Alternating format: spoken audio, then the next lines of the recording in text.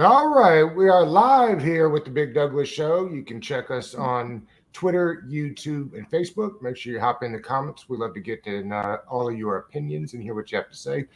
Pooh is here every Monday. What's happening, big fella? And it's Monday. It's Monday. It is a Monday. And our special guest today is Kelsey Nicole Nelson. Kelsey, thanks for hopping on the show today. Thanks so much for having me. And Pooh, it's a great Monday. Come on, I got to bring positive vibes to this show, all right? So it's going to be the best Monday you've had yet. It's great because we're here. There you go. It's great because we're here. We're glad to be here. Well, it was, I don't think we thought we'd get a better weekend than we did 2 weekends ago, but boy, they tried yesterday.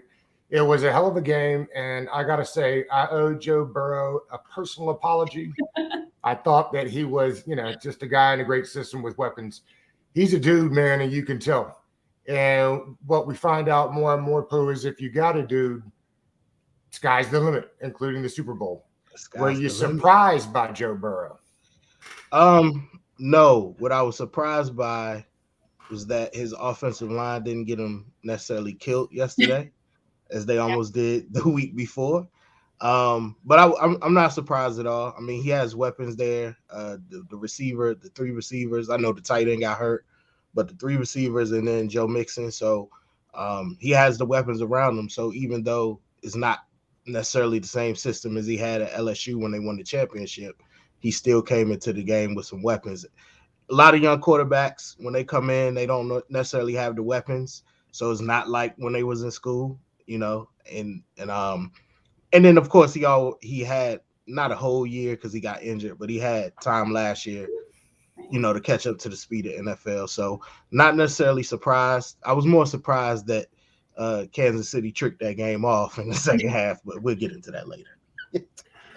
Well, Kelsey, that's right. It was the first time maybe we've ever seen Mahomes look pedestrian. I mean, I tweeted he almost looked confused there in the fourth quarter of that game, something we haven't seen from the young guy maybe ever.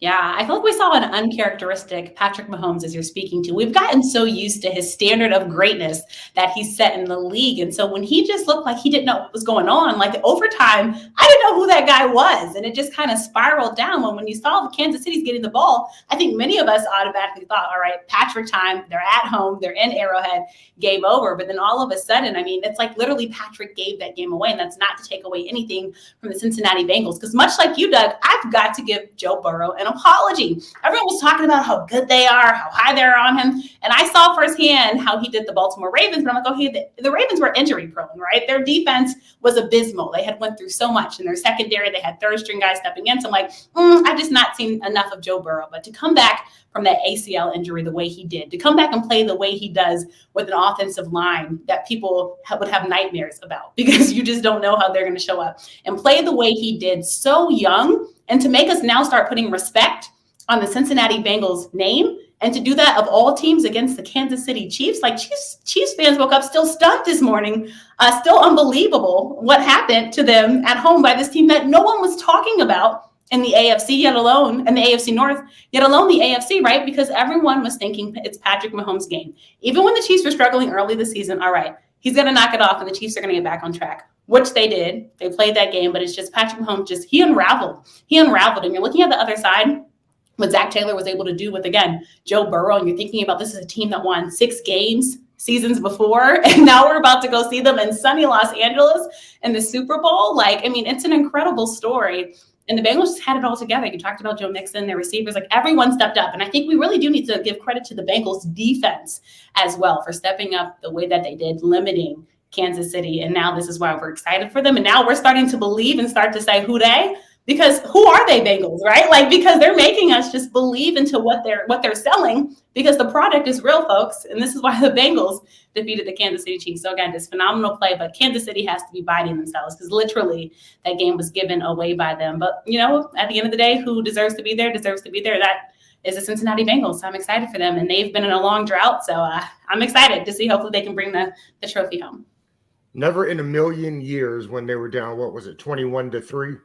Did I ever think? Now, if it was the other way around, right? If it was the other way around, I would have said, All right, here we go. Chiefs Yeah. can do it, but I We're did about to not. turn the channel, Doug. Some of us are about to turn the channel like, oh, this is the game they gave us. And the next thing you know, it's tied game. Like, it was crazy. Thought I was about to hit that over. It was like 54.5%. Ooh, we gonna smoke this. I had put it, Pooh. I was the jinx, I guess, Pooh. No, you wasn't. Look, I have a friend in one of my group chats. He's an Eagles fan, and so he's very familiar with Andy Reid. And all he kept saying was, "This is prototypical Andy Reid when he was with the Eagles, and the Eagles kept going to all the NFC Championship games, but never could get over the hump." Yeah, it was like, this is the Andy Reid. They obviously got the Super Bowl in, so he did get that, but they said now we're about to experience the Philadelphia version of Andy Reid, where they keep getting to the championship game, but they don't win another Super Bowl because of things like yesterday. So that's the talk about Kansas City now. So it was interesting. We almost forgot about that version of Andy Reid because he did win the championship. But did you forget about that version of Andy Reid, Chris? Oh, hell no. He's like top of mind still. Failures up there in Philadelphia, man. But I think to go on that point, like, I feel like for Kansas City, it was Super Bowl or bust. And that's kind of been the norm now since they have Patrick Mahomes at the helm and their offense is so strong. We had questions about their defense, but offensive wise, I mean, Travis Kelce, right, has been playing lights out. Hill, I mean, there's so many weapons on that Kansas City team. And again, we're still getting to know the Bengals. We're still getting to know Joe Burrow's capabilities. So to do what they did, again, in Arrowhead, I think it puts a new respect on Cincinnati. And I think many now are looking at Joe Burrow saying he was not just great in college. He can be a long-lasting quarterback in the NFL. And now, again, we have to put respect on the Bengals' name. And Kansas City now has to go back home scratching their head as to what happened and see maybe if next year now it will be Super Bowl or bust for them. Kelsey, you mentioned it. There couldn't be two bigger differences in those games that we watched on Sunday. That Chiefs crowd at Arrowhead was a difference maker. And then you get to the Rams, and it was a 49ers had taken over that stadium. And the Rams, you talk about another team that is Super Bowl or bust. I mean, they traded away all those picks and signed all those veterans. And, boy, what a difference OBJ has made. I was stunned at how big of an impact he's made on that team. Chris, I'm curious. That place was rocking in Kansas City. What's the loudest stadium you've ever been in? I would have to say Kansas City, the Saints, and Seattle. Those were like three of the loudest places I went to. I remember RG3's rookie year when we played the Saints in New Orleans on that first game after the Katrina. Man, when you talk about a place that got loud, that place was rocking. I mean, who that said gonna beat those Saints? Who that? I mean, it was crazy. And then I remember being a rookie going to Kansas City when I was playing with the Broncos, and just the whole national anthem. When they're singing the national anthem, and they go in the home of the Chiefs. It gets so loud when that shit happens, man. But those are definitely some great atmospheres in the NFL that I played in. Those places really get loud. Pooh, big news over the weekend. Are you more surprised that Sean Payton stepped down or Tom Brady stepped down? Because I didn't really see either one of those before the weekend. Sean Payton. Sean Payton is just getting himself ready. He's getting recharged for that Dallas job. I think you're right. Mike McCarthy not gonna hold that job long, so he just getting recharged for that job. So I wasn't surprised that Tom Brady necessarily. I know he's pissed because he didn't get to announce it the way he wants to. So, but he hasn't confirmed it yet. It hasn't. That's true. He don't have his new video ready. You know what I'm saying? He got to get his. The team's still working on it. You got to get his content with the together. Not so fast, my friend. Yeah. He's like, I didn't say that. That wasn't me. But, I was definitely the Tom Brady one though. Like I said, I wouldn't. Sean Payton. I can see that he don't have a quarterback. Right. I thought he would have retired when Drew Brees was done. but I think he saw how the season played out. No quarterback. Don't know if they're going to have a quarterback next year. And then Mike McCarthy is, he's on thin ice up there in Dallas. So, like I said, he's getting primed for that Dallas job. Him and Jerry got an agreement. They got an agreement. You next. He wants to Got win. the handshake deal. Yeah. Mike McCarthy don't get us to the Super Bowl next year. The job yours, Sean. Did you see that Theismann was out yesterday talking about the Commanders? A little early drop before Wednesday. Chris, have they let you see the new uniforms? Are you want to break Commanders here on the show today? I haven't We seen want I haven't gotten any inside scoop on what the new jerseys will be. I'm pretty much going to find out when everyone else finds out. I'm actually coming down to DC for the whole name change events and stuff. So I'm excited to see what it is. Me personally, I would like them to keep it as the Washington football team. It kind of doesn't really make sense to change it to something else because you kind of lose the history behind the team.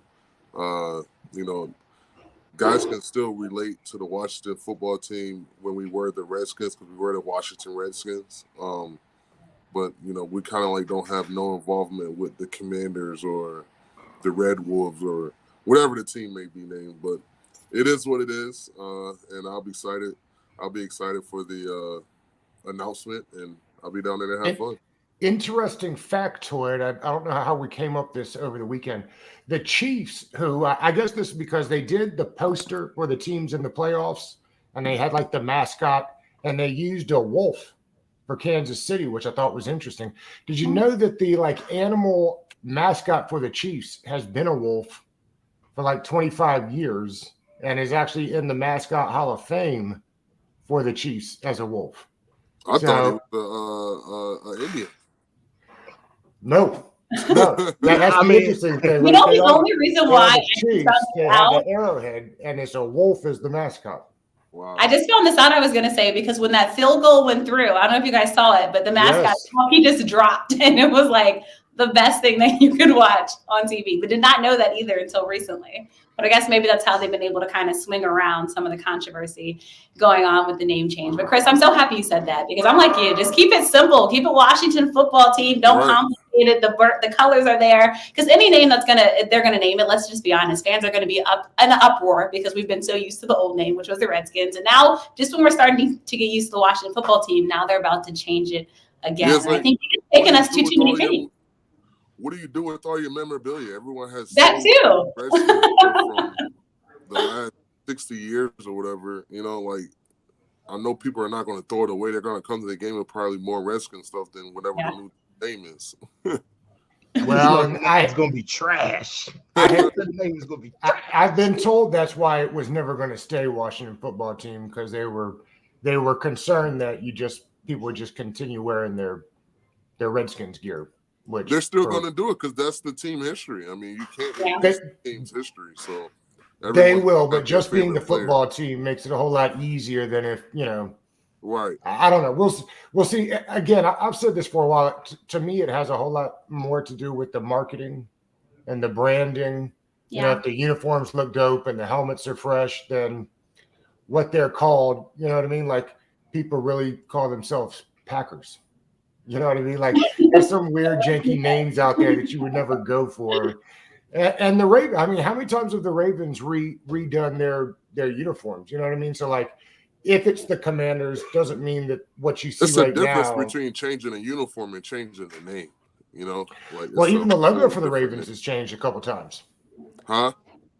Even the Ravens logo has changed a couple times. I mean, I think it started out more as the state flag. Now there's really more of the Raven. So I just think same thing with the Rams. How many times recently have the Rams just changed the way the look went? Now that doesn't mean they get it right.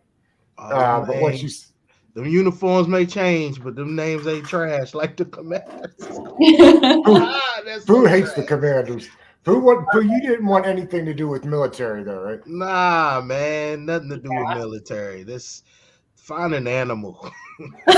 Any animal. Yeah, find an animal, man. As long as the team wins, I feel like we won't even care. Like winning, That's I feel what I like said. we'll care all. Nah, Like that is we true. will be in an uproar now, but if this team somehow turns it around, which we saw the Bengals do this season, then we'll kind of forget the name because we'll be happy again that Washington is winning football games. So to me, I think a name is a name, right? Like we all have our names, but we're all different. Like my name's Kelsey. There's many Kelseys in the world, but my identity is unique to me, and I'm the only one of me. We want Washington just to get back to the glory days and winning ways in Washington. So I feel like we're spending way too much time on this name instead of the product on the field, which is what we need to have a bigger conversation about, folks, because we want to be talking about our team in a postseason and hopefully bring a Super Bowl ring home, because people my age don't know what it was like when Washington was winning Super Bowls in Washington, D.C. And we want a chance, to get a bite of that glory. Well, and the playoffs have shown one thing for sure. To get there, you have to have a quarterback. So let's talk about it quickly. Swaggy, does Garoppolo excite you? Hell no. Did you see my Twitter? Did you see my Twitter account? I said, Garoppolo to DC, hell no. Hell no. I don't want to, put the whole game on him, but when you need your quarterback to make the biggest plays, you just got rattled. I mean, their defense is good, but, man, you expect your quarterback to put the ball on the money, know where the blitz is coming, and get the ball out. I mean, he's not like he's like a first-year player. He's a seasoned vet. He has playoff experience. I think this was his second playoff loss. Most of those wins has probably been because his defense was so good and it kept him in the game, so he just had to manage the game and not, quote-unquote, mess it up.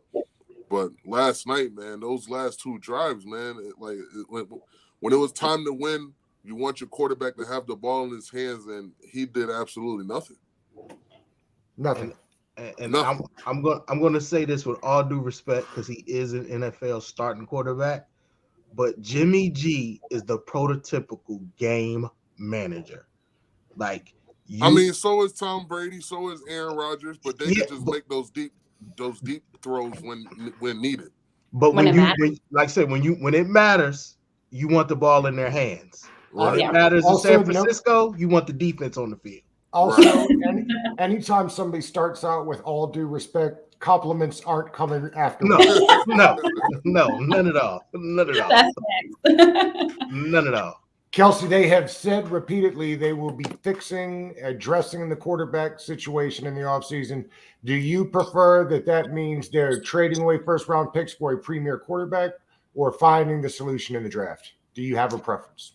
Oh, isn't this always a big question in Washington? Trying to find that long-term franchise quarterback. We've been going through this for a long time, folks. And the last time we went through a draft, we thought this guy, Dwayne Haskins, would be the quarterback of the future. We saw how that turned down. I think Washington knows, especially with the way the NFC East is shaped right now. Dallas is playing some good football. Philadelphia is playing some good football. The only team right now below Washington is the Giants, and we'll see with that new head coach and if he's able to turn anything around. But Washington has to be competitive. They don't have time to wait anymore. Ron Rivera and his regimen now have been here 2 years. We need results, folks, and it's just point blank, period. Taylor Heineke right now is a Band-Aid, right? We need the quarterback to be a stitch, right, to hold the blood in from the bleeding that we've done at that position. So to me, I'm looking at the draft. I'm not ready to go through a project. Your Joe Burrow type quarterbacks are more rare. I think in Washington, I wouldn't mind drafting a quarterback that can build upon and learn from a veteran, but to just throw a young quarterback from the draft as our starting quarterback, I just don't think that would make sense, just quite frankly, because we have receivers. We got to keep Terry McLaurin happy. We have a great tight end. And let's just be honest, Washington needs to be able to move the ball down the field. I want a veteran guy that can do that. I want more offensive play schemes that are different and tricky, kind of like the Chiefs. You just never know what's coming, the package that's coming. And Washington right now hasn't been able to do that because they are limited. And that's not to say I don't like what we have with Taylor Heineke. I think he's a guy that plays with his heart. He can scramble, but the arm strength isn't fully there. And then we've seen the bad decisions, unfortunately, that he's made this season. This was his audition. And right now, the audition didn't go as planned. And that's why now, once again, we're looking for a quarterback. Now, do we get one that was as old as Ryan Fitzpatrick was? No. All right. Because we can't have any more injuries kind of bust our hopes with the quarterback. But I'm looking at that free agency market right now for quarterbacks. And I'm kind of happy right now looking at some of these quarterbacks that are on the market. The big problem though with Washington is who's going to want to come to Washington with all that Washington Washington has going on. And I'm not just talking about on the football field, I'm talking about off the football field, because we're seeing some Washington folks that used to be here on the coaching personnel that actually had some success in the playoffs. And it seems like for some reason, when people leave Washington, they get to better success. So how do we make Washington a destination city for a solid quarterback to come here and actually want to grow with this Washington football team? So that's going to be the big question. We're laughing, Kelsey, only because Chris has been on this show for months now saying, Yeah. I'd love Wilson. I'd love Watson if he clears. Wouldn't we all? But why? How do we get them here? Right, Swag? Listen, we solved that. We're going to be millionaires. Well, you'll be even more a millionaire, and I'll be a millionaire for the first time. Because that's the big question. Like, how do you get, like you said, somebody like Russell Wilson and great, you know, because he has the ties here to the Richmond area.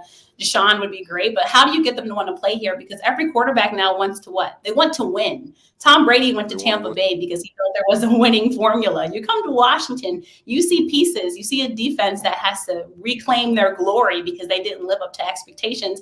And you have an offense that's young, but it has bright spots. But most quarterbacks that are good and in their prime right now, they want to go to a turnkey operation. So Aaron Rodgers wouldn't even have like a Washington on his radar, because for that, he might as well stay in Green Bay. Russell Wilson, he might as well stay where he is in Seattle before you take a chance here. And again, don't think that what's going off of the Washington football field, don't think that doesn't influence players' thoughts on the Washington team as well, because we just have a lot going on with our Washington team that we're trying to get right. So hopefully sooner than later we figure it out, but I just don't think the draft is going to be the way Washington wants to go. Marcus Mariota to the Washington Commanders. I was going to say, now you're looking at the Trubiskys of the world, Jameis Winston.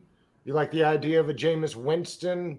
New coaching regime. I doubt we talked about Matt Ryan. I doubt David Carr is going anywhere. So, Chris, who you see that intrigues you?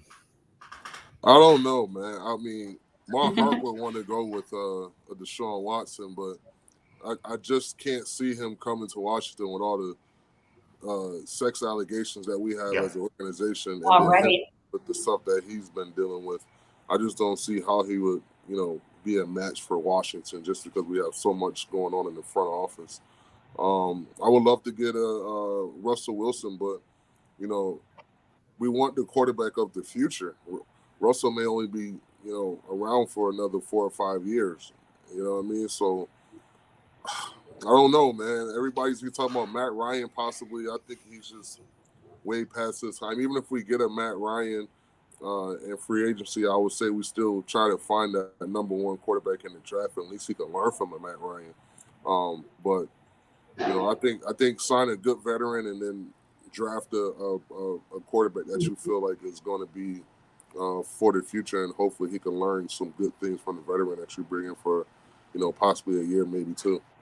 Now, Kelsey, I know you also keep up with the Ravens, and Swaggy, I think you had talked about the backup quarterback there. What's the upside there with that kid, Kelsey? Tyler Huntley, I mean, gosh, he's like a dream come true. And one thing I actually have to give the Baltimore Ravens, if you've looked at their backup quarterbacks for the past couple of years, they plan to have a guy in that complements their quarterback. So a guy that we know in Washington well was the backup for the Ravens before, and I'm talking about RG3, also had a similar type playing style to Lamar Jackson. And then Tyler Huntley, literally like Lamar Jackson. Not the same. I hate people making this comparison already that the guy's better than Lamar Jackson. Stop that. Put some respect on Lamar Jackson's name. But I think what Tyler Huntley can do is he can move the football. He's still young, and we saw some bad decisions. But you look at those games that Baltimore lost with him, and it wasn't necessarily him. And I hate to go back to those go for 2 decisions from coach, but those are games that Baltimore could have won. But Tyler, I mean, the players love him because he plays with his heart on his sleeve. Lamar Jackson is his biggest cheerleader, but he's able to do different things. And I think now we're not just looking for pocket quarterbacks, right? We want guys that are able to move. And when you're planning to play the Baltimore Ravens, teams were planning to play Tyler Huntley the same way they were planning to play Lamar Jackson, because they were that similar in how they're able to get out the pocket. And if I'm a defender, I'm not trying to be on the wrong end of a Lamar Jackson or Tyler Huntley mixtape, because they will break your ankles and embarrass you because you just don't know what they're going to do. The one problem he has that scares me sometimes is ball security and fumbling. That's his one downside, and that's something in Washington we don't want to bring. But I actually wouldn't mind him in Washington. And you think about the last kind of loved quarterback in Washington, and I would say that was RG3, right? And RG3 we love because he could get the ball down the field, but also because he was flexible and able to move outside of the pocket. So I would not be mad at that, but best believe Baltimore is looking at him, trying to find some type of way to keep him in that backfield, especially because there's so many questions now about this mysterious illness that Lamar Jackson had, and then the injury that happened. So Baltimore really is in a little bit of trouble if Lamar Jackson goes down next season about who that quarterback can be to kind of step up and fill his shoes. Are they going to pay Lamar Jackson this year? They have to. What is Baltimore going to do if they don't pay Lamar Jackson? Like, right. I think they have to pay Lamar Jackson. He's won an MVP. If Lamar Jackson didn't get hurt, you could say that Baltimore might have potentially made the playoffs. That last game against Pittsburgh was a rough one, but I think you have to pay Lamar. He's been a winning quarterback. He does what needs to be done.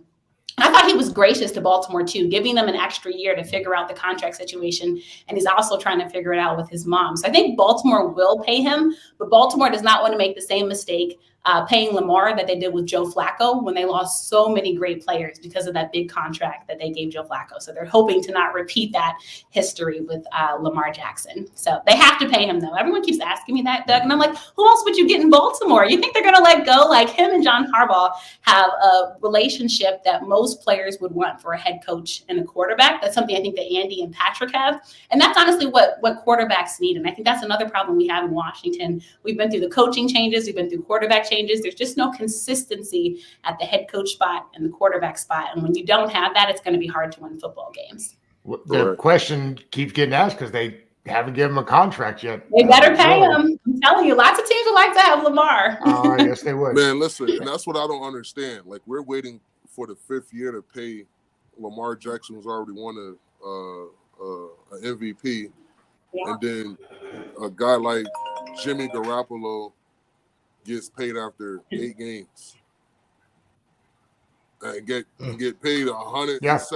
He set the quarterback market at the time, $100-something million after like 7-8 games. There's no way in hell Lamar Jackson doesn't break the bank something more than probably Patrick Mahomes already got or something similar. Think about what Josh Allen. I would say Josh Allen certainly is the comp there, right? Yeah. And Chris, I'm curious. A lot of people were hoping for coaching changes for Washington. I don't really see any major things coming. But one thing I've seen more and more of is like, okay, the D-line didn't play very well. Replace the position coach. How much does that really affect the outcome for guys like that? I don't think that much. You know what I mean? Because at this level, guys pretty much know how to play the game. You have a coach to, kind of stay on top of you for your technique purposes and I think a D-line coach per se makes a player good or not. You know what I mean? It's up to that player to be good and for that coach just to coach. But if the player don't have it, he don't have it. No matter what coach you have in there. So, it helps a little bit, but then at the same time, it's either you got it or you don't at this level because everyone can play. And when you have a good coach who can kind of tell you how to cheat the game and as far as knowing backfield sets and what kind of takeoff you should do versus when it's 3rd and long, like your technique is different from 3rd and long and 3rd and short. It's a different type of stance. It's a different type of technique. But that's the stuff that good coaches point out and kind of help give those type of hints to a player to make his game better. But the player at the end of the day has to make the coach look good. Good players make good coaches. All right, let's before we wrap up here, let's talk about the big game on 2 weeks, I guess. This week it'll be the Pro Bowl. By the way, I wish they would knock the Pro Bowl off and go back to the old skills challenge. Remember the old skill challenge in the Pro Bowl weekend? Snaps. I don't know why they do that. I used to love that. Yeah, I bet you the players will love that as well. Well, that's why Antonio Gates, I think, has to get paid. Well, and I think that's what happened. I think Antonio Gates trashed his knee in like a random event on one of those things, and then they canceled them all out. It was like volleyball. It was in the sand. There was something in the sand. I remember that. Yeah. But I used to look forward to seeing the big guys on the 225 and the 315, however much they used to bench That used doing to the be bench. amazing to see Larry Allen and those guys do the bench press at the Pro Bowl. And then to see all the fat guys run the 40. Watching them hit bench press 700 pounds will never get old to me. I don't know why, but I could sit there and watch big dudes throw weights around all day long. And how exciting would it be to really be able to crown the fastest guy in the league at the Pro Bowl? If you could see somebody race like a Tyreek Hill, you know what I mean? Like who's really the fastest in the 40 or the 50, whatever they want to run. Yeah, they used to do the arm crazy. Cannon strength for quarterbacks with the long calls. Viewership who could throw the ball 100 yards? The roof. Yeah, through the roof. The roof. I would actually watch that. I don't watch the Pro Bowl, but I would watch that. Yeah. Well, and they do that for all the other sports, right? Like the basketball. I love watching the skills challenge, the three-point shootout, the dunk. The NHL. Did you see the commercials for the NHL All-Star Skills Challenge? It looks incredible. Right. But I digress. Let's get to the game here. Pooh, what do you think early on about this matchup between the Bengals and the Rams? It's going to be interesting. I think I know the Rams are going to be the favorite, but that's how I was looking now. They're giving up 4. It's a 4-point game. I figured it was going to be around 3.5. 48.5. Oh, I think they're going to blow that through the roof. I don't think it's going to be a whole lot of defense in this game. Cincinnati has an offense. You know, they can put up points.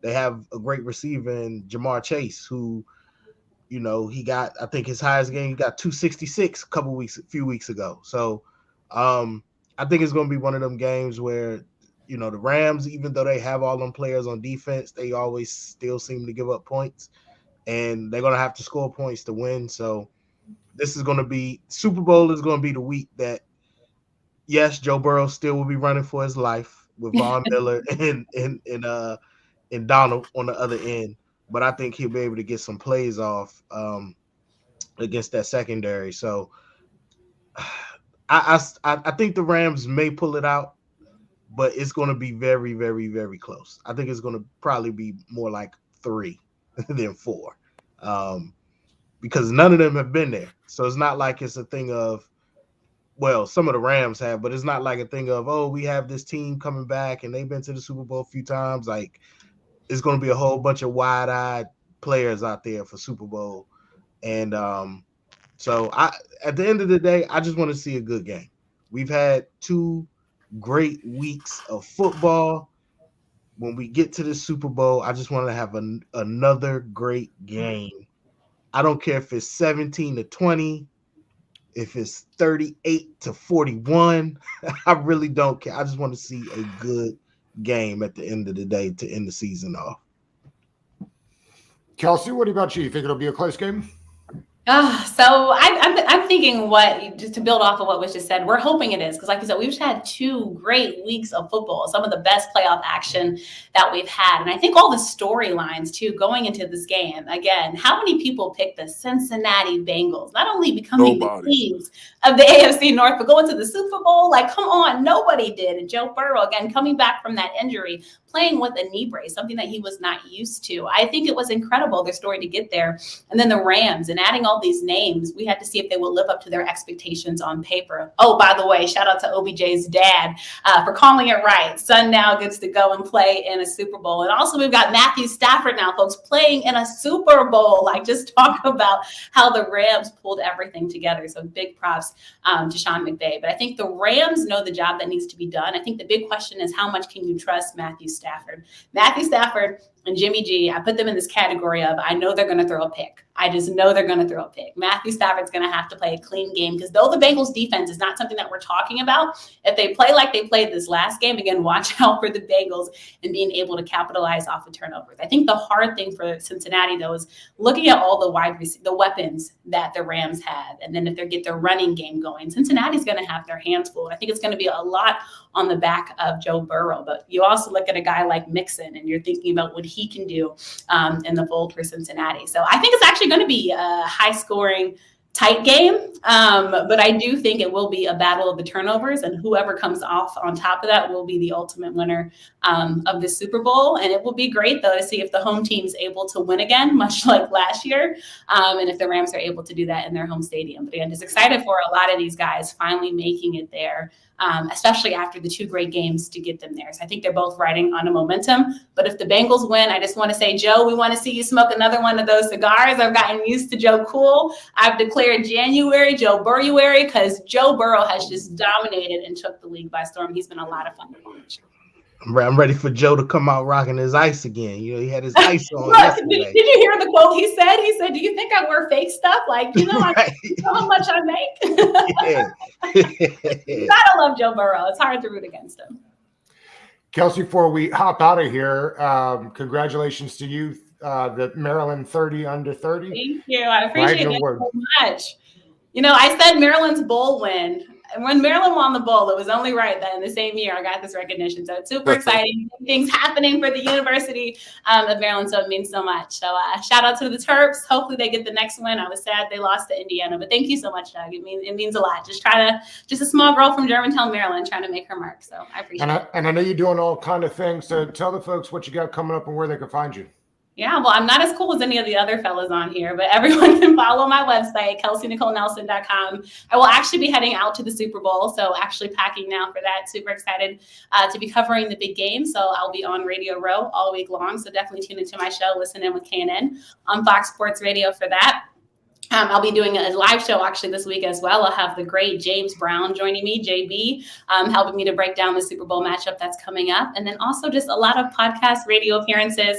And then this week, such as Chris, be talking about this new name that Washington will have and breaking that down. So you can follow me on social media, The Real K Nelson, and on Facebook, Kelsey Nicole Nelson. So thanks again so much for having me, Doug. This was fun.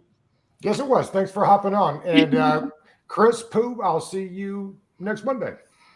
Yeah. See you next Monday. See you on Monday. After Bye, everyone. We're gonna be talking about the Pro Bowl. Nah. You know my favorite Pro Bowl quote? Do you guys remember when Terrell Suggs said that to the Patriots? Tell them to go have fun at the Pro Bowl. Do you guys remember that when Ravens beat the Patriots? Yes. Terrell Suggs, always the best lines. Bye, guys. All right, y'all. Thanks. All right. Have a good one.